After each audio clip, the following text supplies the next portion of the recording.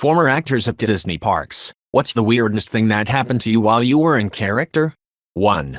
I dated a girl that played one of the fairies for the Tinkerbell place. Beyond the pretty much daily occurrence of old dads hitting on her, she was 19 at the time. The weirdest thing to happen to her was a woman with a 4-year-old little girl was all excited to get the picture with Tinkerbell, who was busy. So my ex volunteered to do pictures and entertain the little girl while they waited. The woman was a bitch about that idea, rudely saying she was here to see Tinkerbell and not off-brand fairies. So just shrugging it off, my ex moved on. A bit later, she hears a commotion and Tinkerbell is obviously upset, and security shows up. Apparently, this woman was Tinkerbell's bio mom and had taken her granddaughter to Disney, just to violate the restraining order against her. Disney jail is a real place. 2. I was a mouse height performer at Disney World around 2013. Can unfortunately confirm groping happened from time to time and it was incredibly uncomfortable. We were trained to move away if we could and signal to the character attendants to escort the guest away if it happened. One time some guy thought it appropriate to pick me up completely off the ground in a bear hug. The head pushed back and, because the inside is connected to us with headgear and a chin strap, my neck bent back with it and it hurt like hell. Not a weird story, but one of my most memorable guest experiences was meeting a little blind boy as Mickey in Epcot. I gently guided his hands to the soft ears, then the nose, and bow tie and he was laughing and his smile lit up the whole room. I still get emotional thinking about it. Interactions like that made it all worth it to me at the time. 3. I was playing Goofy inside a restaurant and I got swarmed alien style by a horde of 10 kids. Unfortunately, while I was playing around with them, the inner hood below the mask slipped over my eyes and I was completely blinded. We had assistants around whom we could signal for help by flapping our arms, but the kids had made it a game of attaching themselves Tarzan-like to both my arms, and to raise them I would have had to lift 3-4 kids per arm. Dangerous even if I'd been strong enough to do that. I found myself blind and completely rooted to the spot, unable to ask for help and with nobody realizing that I was in trouble. I spent like a solid 10-15 minutes in that sort of limbo reflecting on the life decisions that had taken me there until the assistant came over and whispered "Set is overdue" and I finally managed to signal something was wrong. 4. Not Disney, but mildly funny. In the 90s, my mom used to work for the company that owns Kool-Aid. She was over several commissaries, military base grocery stores, and I usually did odd work for her like stocking or building displays. A few times, I got to put on the Kool-Aid Man costume. It was hard to see anything since the viewports were the eyes, mouth and they were super dark tinted plastic. I was placed in between 2 racks of snack cakes and was scared to move much as I might knock them over. So I stood there for probably a half hour still as a statue while waiting to see people. This small kid, maybe 3 or 4, comes up to me with his mom. His eyes were so big and he was adorably in awe. I saw him and bent down to say hello and scared the living hell out of that poor kid. He bolted directly away from me, screaming in terror. I lumbered after him for about 5 steps, trying to placate him and tell him I was friendly, before realizing I was just making more nightmare fuel for this poor little dude. His mom was laughing so hard she fell on her ass. 5. I was pretend gang raped by a crowd of drunk Brazilians while working as the NASCAR mascot at Universal Studios. I quit the next day. Edit. 1. I'm fine, this was 10 years ago. 2. I was in a costume that had limited vision and mobility, so it was not exactly easy to just leave the situation, and I had been separated from my handler at the time. 6-8 drunk Brazilians hoisted me in the air, prostrated me and simulated the deed while the rest of the party cheered and laughed. That's the wildest sentence I have ever read in my entire life. 6. Not a cast member but either Mickey or Minnie caught a very audible fart while posing with my wife and me. It must have been awful inside that Dutch oven of a costume. Or your wife farted and blamed it on Mickey. 7. Never was an actor, but when I was a kid at Disney World in the 70s, I watched Chip get into a fist fight with a young 20-something guy. The guy's girlfriend wanted him to do a picture with Chip and Dale, but he didn't want to. Chip grabbed him in a headlock and his girlfriend snapped the photo. When Chip let go, the guy came up swinging. Dale had to jump in and break them up, as Chip started swinging back. For a kid of 12, it was awesome. 8. I knew a friend, a guy, who wore Minnie Mouse costume. He told me almost all guys would put their hands around his waist. He wouldn't dare to talk or else they will hear his manly voice and that might pisses them off. Edit. This blows up quickly. I feel I need to let people know that it's not okay to grope the Disney characters. My friend had introduced me to the people who play them and they are just normal people. All I can tell you is that they will make a disgusting face under the mask and talk shit about you later after work. One of the funniest things I ever saw was when I was at some public event that had Mickey, Minnie, Donald, and Daisy. It was a Christmas thing so all the mascots have Christmas outfits on. I was like 17, bored out of my mind, waiting for my parents to finish putting in an appearance so we could pho. I'm watching little kids meet the Disney characters because at least it's something kind of cute and Christmassy. Out of the crowd of kids comes this dude who looked like he was probably some kid's dad, but he'd had too much eggnog and says to Daisy Duck, "Hey Daisy, what's under your dress?" A muffled voice from Daisy answers, with a baritone growl like a biker dude, "My cock." I almost fell over laughing. The drunk guy staggered back like he'd been slapped, then pushed off through the crowd to get away, while I went to find some place to catch my breath. I was laughing so hard I started wheezing. 9. Dated an actress. The weirdest she had was a man asking for him to be in the suit for an hour. He offered her $3K. Which suit? Piglet. OMG. 10. I used to be Tinkerbell. The understudy lol I couldn't do it full time. Weirdest thing is the dad's low-key hitting on you. Kids are kids, they do weird shit but don't mean it. The adults know they're being weird but for some reason just don't care. Like, don't talk about my looks in front of your kids or try to cop a feel it's cringe. It happens so often that we had guards watchers all over the place just in case someone got handsy and it happened to many times to count. 11. Funny story. My username definitely smiled is named after an encounter I had with a Tinkerbell at Walt Disney World, Orlando in October 2015. My friends and I decided to go to Disney World and Universal to have some fun as I just got back from a non-combat deployment. Kinda celebrate coming home, but it was more to just have fun together. However, at this time, no one in my life knew I was extremely suicidal. The thoughts, the anxiety, the depression, the plans to do it, all of it. And I masked it all as best I could. During the trip, I was doing my best to mask and trying to ensure everyone was having a good time. However, I couldn't shake the depression, suicidal thoughts, and even the plans to do it. At this point, I couldn't mask anymore and this most likely ruined their time on the trip. Eventually, I think on the last day, we make it to Tinkerbell to meet and take pictures. My friends at the time egged me on to get a picture with her to cheer me up. Throughout the day, I believe I had a few teary-eyed moments by myself and I was visibly depressed. I honestly probably had dread puffy eyes, too. I don't know if the Tinkerbell knew I was depressed, or it was something I or a friend said, or she just gives cheek kisses every now and then, but she gave me an unexpected smooch on the cheek and I proceeded to light up like a Christmas tree.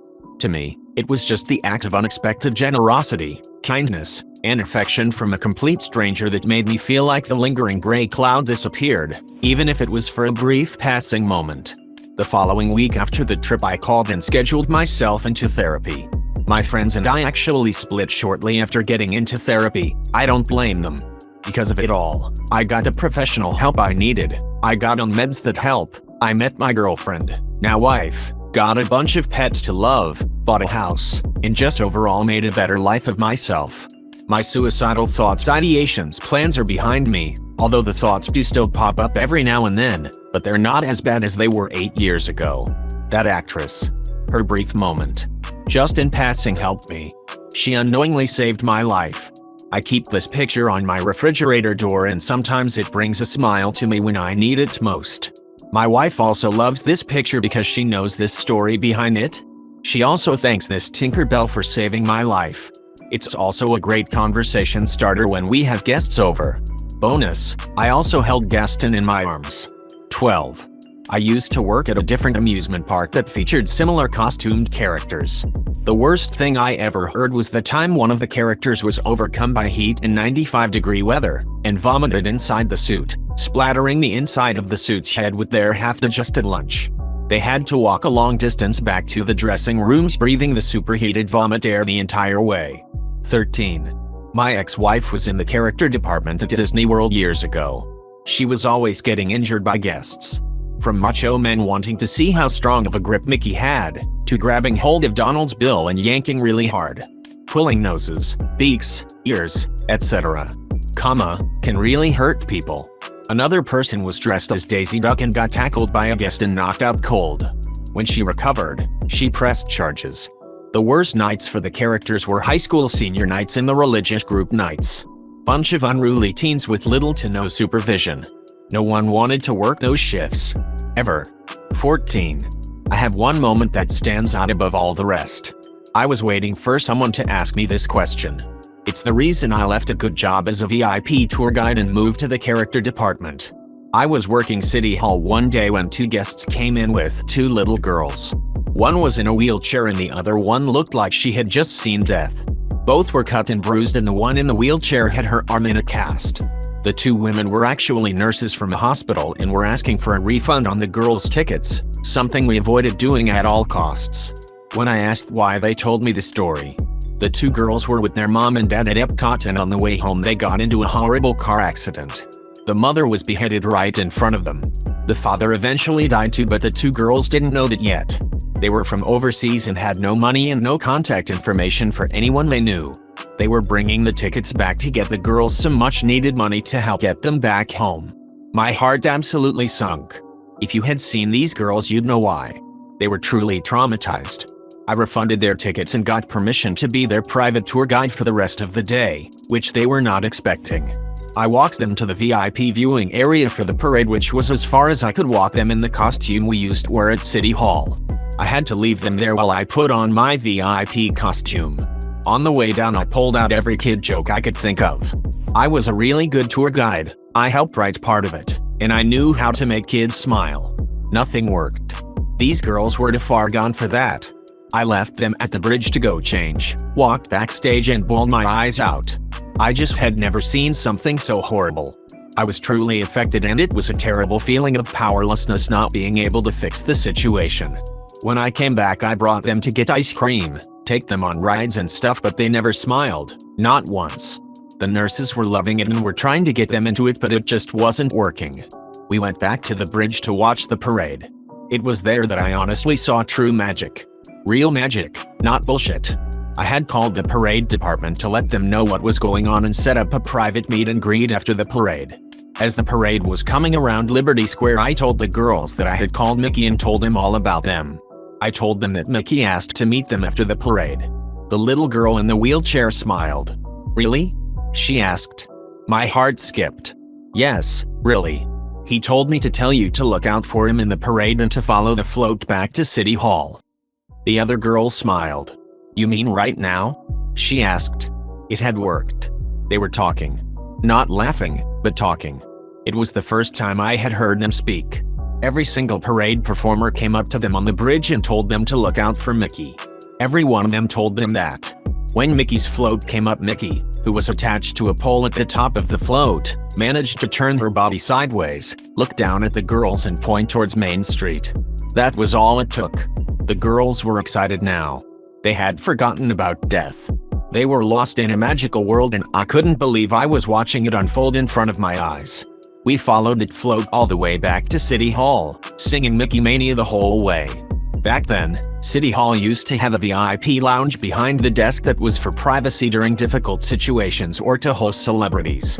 I took them in and showed them the book where all of the autographs were. They were eating it up. The girl who was Mickey that day got down off her float and without even taking her head off walks up to me backstage and said, "Let's go."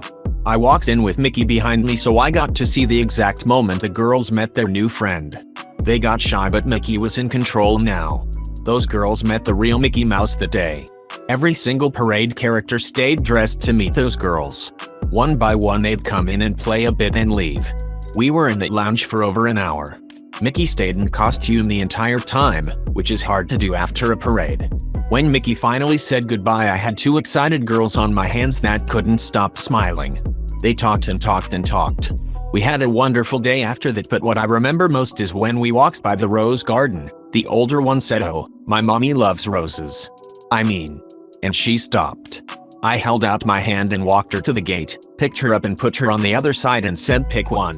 She looked happy as she picked out her favorite rose. She didn't say anything more, and she didn't need to.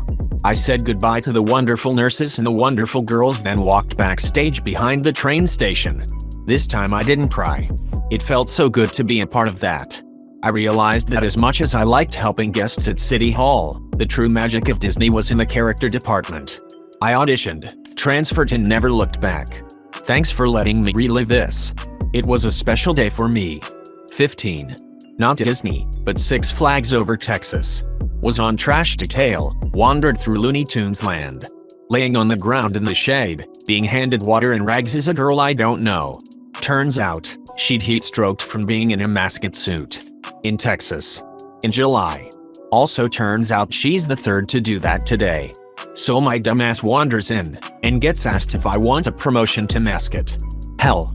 Yes I do. So I get a crash course in mascot etiquette, don my suit, and stroll out to face the world. So here I am in a black fursuit when it's 125 degrees. I'm out the gate maybe 3 minutes, and it all goes wrong. For those of you guessing heat stroke, I wish. I hear the pelting of tiny feet, and turn to look. Here's this maybe 6-year-old kid, running full tilt, eyes locked onto me. I figure the kid must really love Sylvester, and stand, spread eagle, ready for the love and adoration of children. Instead, that little bastard gets about 4 feet from me, and goes to a knee. Still full speed. His arm cocks back so far I think his knuckles scraped asphalt. And then he unleashes it? The only thing missing was the flaming bird and the kid actually yelling Falcon. Punch. While his cosplay was missing some things, his aim did not. Kid managed to nail me center mass of my right testicle. I screamed in an octave usually reserved for bats and dog whistles, and collapsed in a heap. As I proceeded to teach that child every possible combination of every possible curse word, I was dragged back to the employee alleyway I had started from, and they retired the suit for the day. 35/10 would not recommend. 16. I was Chip and Dale in land and some did came up with his kids. I was doing my thing and having fun with them. When it came time for pics, the dad comes over to join us and all is well until after the picture when he asked for a hug, so I gave him one. He squeezed, pulled away, grabbed his kid's hands, smiled and said, "I didn't know Dale was a girl and all that for." I played it off at the time, but it made me really uncomfortable that he had actually squeezed hard enough to feel me under my costume. Decided to wear binders while I was in character so that no one else could ever feel my boobs again through the suit. This was back in 2019. I have a similar story as Smokey Bear. I used to work for the US Forest Service, and when I was an intern I got to be Smokey. I thought it was a high honor. Turns out I was just the unlucky fool to volunteer. Still, there was a bunch of training and rules before I was allowed to do it. Regardless, I had a few dads grab my waist, which was actually just a pair of massive jeans, and realize I was a girl and make really lewd comments. It was weirder with a handful of women who would try to grab my crotch and make jokes about what I had down there. Being Smokey was a lot of fun otherwise, except also that every dog hated you, but it had its moments. Lots of weird comments. Luckily, I wasn't allowed to talk at all and had handlers, fellow employees, to manage the people. It definitely always made me uncomfortable how weird people can be with someone in that situation where you're kind of held hostage by your environment and the persona you're inhabiting. Although the scariest moment was when one overzealous person tried to hug me and the head almost came off. I don't know what I would have done since it was in front of a crowd of like 150 children. 17. I was one of the ugly sisters and I got bum-smacked every day. Got promoted to princess, nothing I really miss my fans. 18. It's wild what people think they can just get away with when you're in a fully covered costume. I didn't work at a park, but a long time ago I used to go out in a Jack-in-the-Box costume both for fun and for a project. Like the mascot for the fast food chain. It was a very accurate costume. The big head helmet part looked almost identical and was very well made. I wore it with a full suit, tie, and all that. I would just walk around and my friend would film from a distance. We were using the footage for a college assignment. I experienced a lot of weird behavior. Guys would smack the helmet as they walked past me.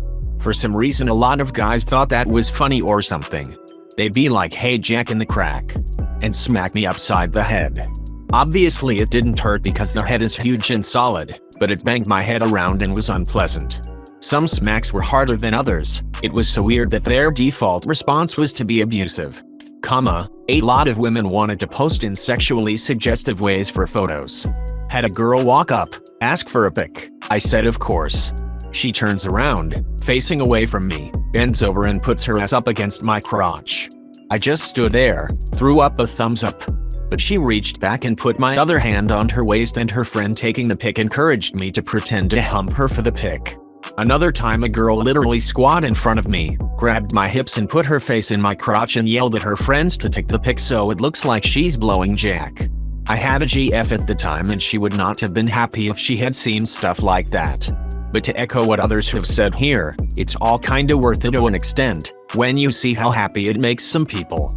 One time I was surrounded by a bunch of kids who thought I was the real deal because they were ecstatic. They ran into the nearby Jack in the Box and grabbed kids' placemats and had me sign them with crayons. It was adorable. 19. I was timing one day and some massive dude just suddenly picked me up and then pressed me above his head. Timon's costume has a huge tail and feet. I'm surprised the guy managed to even get me up there, but I did not feel safe or even. However, because Timon is not a VIP character, we had like one ACC, the cast members who assist and look after the characters. This is Disneyland Paris, to 7 characters. So I was up there for bloody ages with his family taking pics and laughing before the ACC saw me. Another time I was grumpy in the parade and my head frame thing broke, and so Grumpy's head was just teetering precariously on my head for the whole parade and I could hardly see a thing. That was fun. Once I was Winnie and slipped down the icy steps on my arse in front of a queue of people waiting to see me. Luckily it's kind of in character and everyone in unison said I'm Winnie. It was a super cold winter, so loads of us had icy mishaps that season.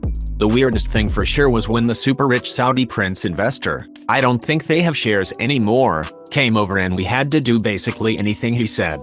One time he wanted the whole Duck family in his suite, so literally had Huey, Louie and Dewey shipped over from Florida as Paris didn't have the costumes. I was Scrooge. We had to go to his suite overlooking Main Street one morning and hand out random certificates to his friends for achievements including being at Disneyland Paris. Another time when they launched the Marie costume, he threw a massive party in the conference room of one of the hotels and requested a ton of characters. I was Robin Hood, who didn't usually go out at the time due to a dodgy tail. One of the most surreal moments of my life today was dancing around a room to everybody wants to be a cat, hallelujah, with dozens of totally random Disney characters, while fake snow came down from the ceiling and disco lights went crazy. Meanwhile, Saudi Prince and his crew were all around wedding-like tables just chillin' and watching us while we sweated for their entertainment. Good times.